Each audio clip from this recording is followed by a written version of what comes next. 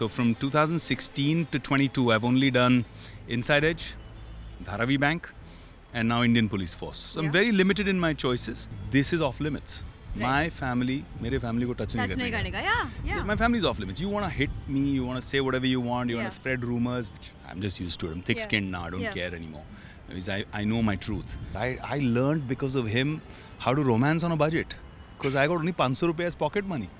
So instead of taking a girl what out... What did you do in this 500 rupees pocket I think money? I used to be smart mouth. So for me, having to struggle with the powers that be, with lobbies, with everything, the paraphernalia outside of acting and talent, outside of the creative medium, what we are here for. The last shot of the series, if you see it, I think there's a glimpse of it in the trailer also, is actually standing right here on this edge. We're going to take you to it, guys. Living on the edge in Dharavi. Here we are. So this is it. So I really enjoyed that experience with Ajay, and he was one of the most secure and welcoming people who literally put his arm around me and said, "Chal, let me show you the ropes," you know, kind of a story. I love that. And how to deal with a lot of things. He was there for me. Bebo. Ooh. I've done 4 films with her. I love. And we've had a lot of fun shooting. Yeah, she's a really fun person in general. She's so much fun. She's just brilliant. Hello and welcome. I'm Parul Sharma and you're watching Zoom TV, and this is a one-of-a-kind experience. I'm here with the talented and incredibly dashing Vivek Oberoi. Thank you, Parul. Thank you. So as you can see, we are walking up the steps. We are here in lively Dharavi and the vibe is, incredible, energetic. What was it like shooting here? Actually, this building was a lot of cardio because this lift used to never work. We're lucky today that it worked. But it used to be 8 floors up, 8 floors down every time we had to shoot. And it's amazing because I wanted you to come and see this space because it's unlike any other. You would have never seen buildings that are built so close to each other. They're very, very symptomatic of what actually the huts are like in Dharavi, where you see them like so close together. Yeah. So let me begin by showing. Even in a high-rise, they've maintained that energy. You see, these are actually 2 different buildings, and they're so close to each other that the people of Dharavi who like to be connected have actually later on cut this out and built this little iron bridge between 2 wings. Can you see this? This was never there. It was never designed. Absolutely. Bana diya was, you know. Because love thy neighbor, as they say. Love thy neighbor. Love to bahut hai Dharavi. And you'll have to do one more set of CDs, typical Dharavi style, for me to totally show you. Truly show me. Yeah, and I hope you don't have vertigo. I do not. No fear of heights. No, Okay, we're good. Great. We're good to go. So up we go. Ladies first. Oh ho ho. What if you had a vertigo then? I have inverse vertigo. I feel like Superman. I want to fly. So yeah, the last shot of the series, if you see it, I think there's a glimpse of it in the trailer also, is actually standing right here on this edge. We're going to take you to it, guys. Living on the edge in Dharavi. Here we are. So this is it. Here you see all of Dharavi. See, this is what the real world looks like. Right? You see this maze of hundreds and hundreds and hundreds of houses. And so many lights. And they're just so close and cluttered together. Absolutely. So it's incredible. I want to know, and so tell me, why Dharavi Bank? Because, you are someone who chooses your options very limitedly. You don't just go for anything. You take your time. So I really want to know what the thought process is behind actually getting to the point where you're like, okay, this is a go-ahead from me. Post the success of Inside Edge, I had that sudden wave of people coming in because I think I was the first mainstream actor to jump onto the whole OTT scene. Absolutely. And Inside Edge went on to become an international success, Emmy nomination. Thank you. So it became a story where I started getting a project a week where people started coming in and saying, "Ye proposal hai. You know, this set, this package, and this is how much we'll make it for and sell it for." And I started feeling a little weird about that whole scene because for me, the primary draw was to be able to do characters, to be able to perform, to be able to bring something interesting on screen for those people who've, aside from my family, been the ones that stood by me through thick and thin over 20 years. I'm here because of my fans. And I owe it to them to do something good, to invent and reinvent and to innovate. So I didn't choose anything. So from 2016 to 22, I've only done Inside Edge, Dharavi Bank, and now Indian Police Force. So I'm very limited in my choices, but then it allows me to pour that much of me into a project, into a film. You know, I was actually reading somewhere recently where you said that you have the good fortune of not having to work for money and you can actually pick the things that really kind of strike a chord in your heart. I want to know, how does it feel to be at that juncture in life? Because, you know, it's been a tough journey, but I do know that you have persevered through it through sheer hard work and dedication. So how has that sort of been? Well, uh, it's been a learning curve, and I say this to inspire a lot of the youth that I meet who says that we never get an opportunity. I really worked hard for my opportunity also. Unlike other star kids who were given a break or a launch pad. I actually chose not to take one from my father. My father was making a film with Abbas Mustan to launch me, right? And instead I chose to drop my last name and struggle for 18 months, go knocking door to door till I got company on merit. And I've always wanted the whole story of a meritocracy. And unfortunately, our industry is not yet there and will get there. I think OTT is helping a lot with that. Absolutely.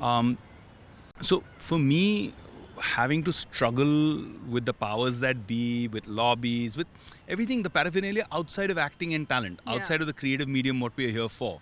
All the chatter, right? So I decided to reinvent. I decided to walk away from the noise. I went into, I was very passionate about philanthropy, and I realized that I want to do more. So I started creating social impact for-profit startups, which grew really, really well. I built a startup university in India. I went on to build, and now I'm building one of the most popular accelerators in India to work with youth, to use technology to solve real-world problems.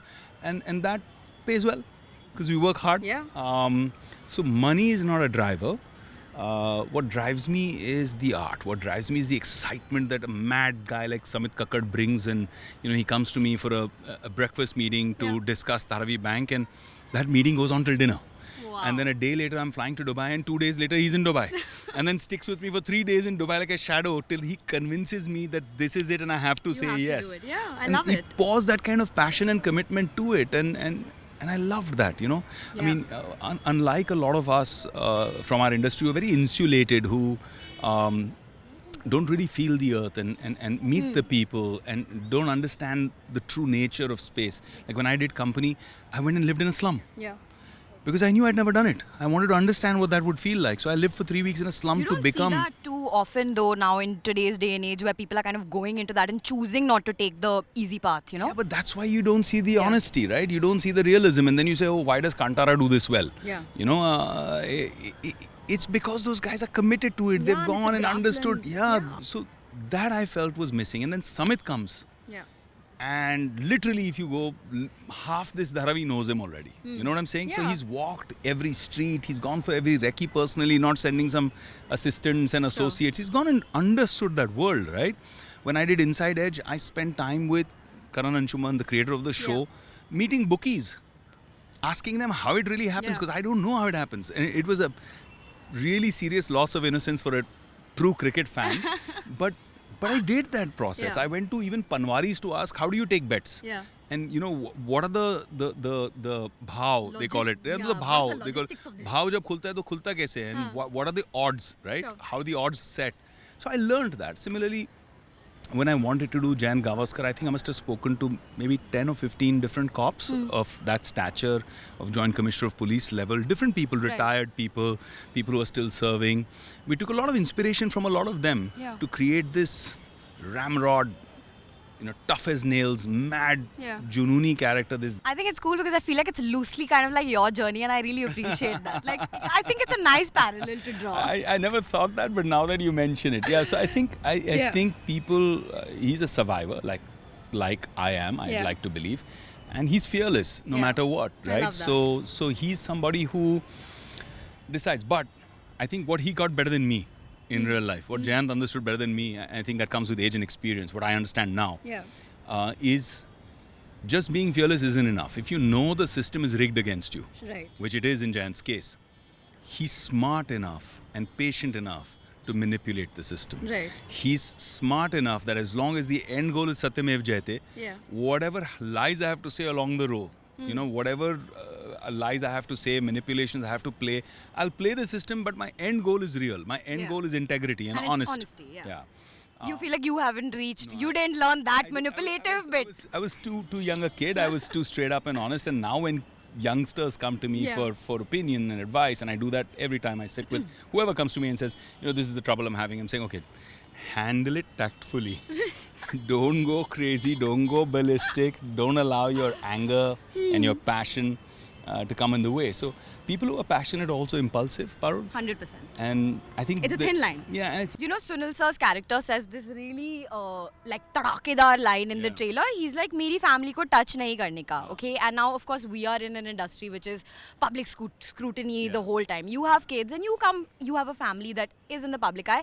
What's really interesting to me is that you have seen both ends of the spectrum because as a child you were also in the public eye, right? Yeah, and like because of your father's legacy, and now your kids are also.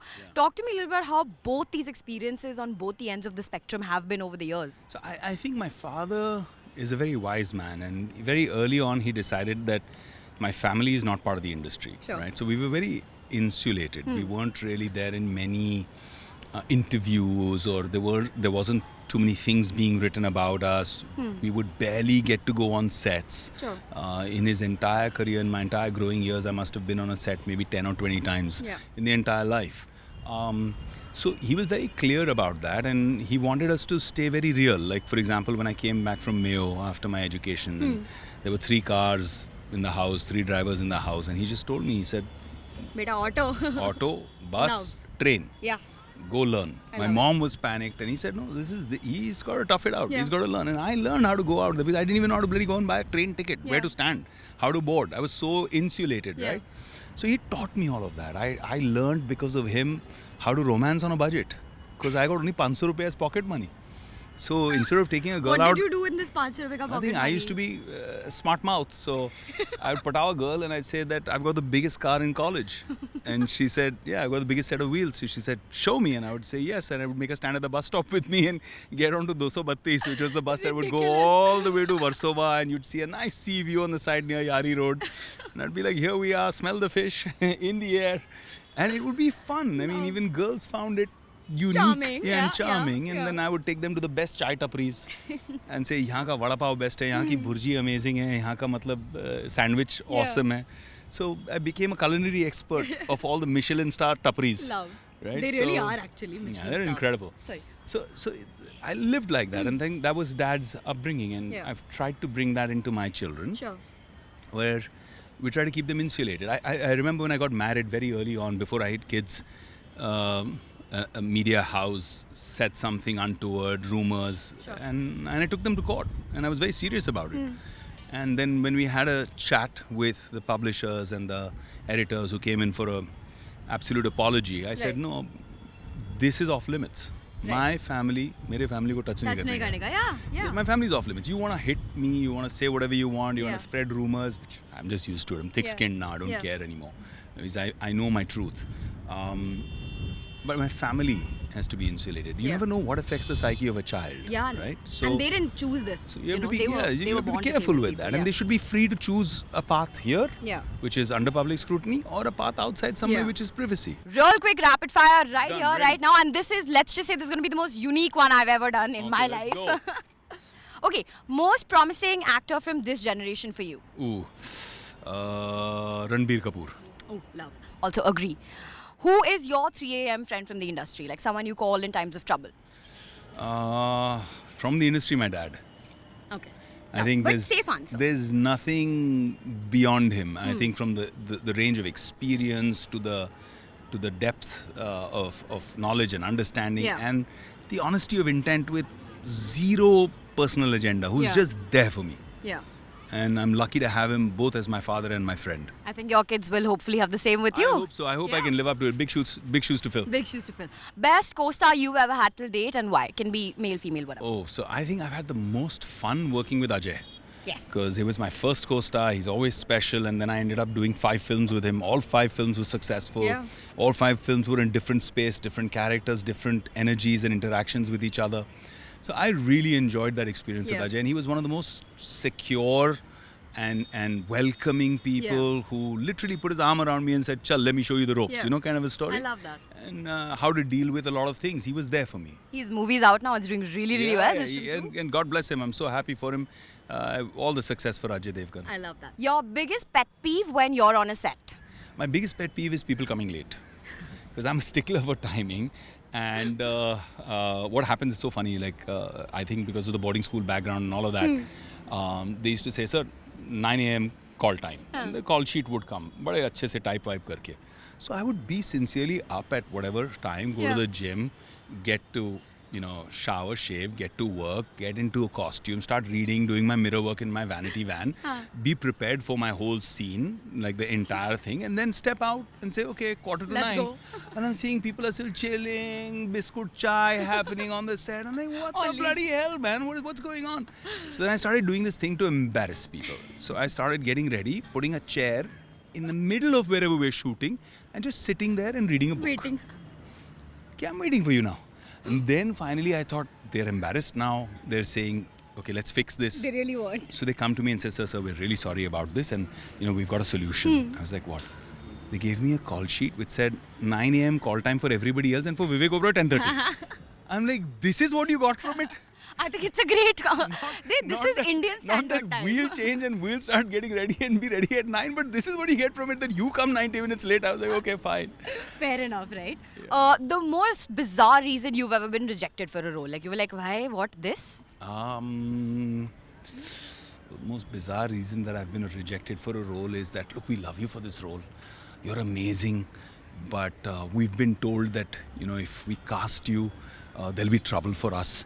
So, sorry, we can't cast you. And I'm like, what has that got to do with a movie or a role? You wrote this keeping me in mind. I'm ready to do it. I'm excited about acting, and now you're telling me so-and-so won't like it. And I'm like, it's just bizarre. It doesn't make sense to me logically. Yeah. Who do you feel you make the best on-screen pair with? Ooh, that's tough. It's between Rani, who I've done just one film with, opposite her, it's Satya. I mean, we ended up not being paired opposite in Yuva. Yeah. And then the other person is Bebo. Ooh. I've done 4 films with her. I love. And we've had a lot of fun shooting. Yeah, she's a really fun person in general. She's so much fun. She's just brilliant. Thank you so much for joining me, Vivek. It's been an absolute pleasure. This has been an experience I won't forget. And good luck to you for everything ahead. Thank you, Paro. Take care. Get a chance to feature on Zoom TV. Ho ja Zoomify.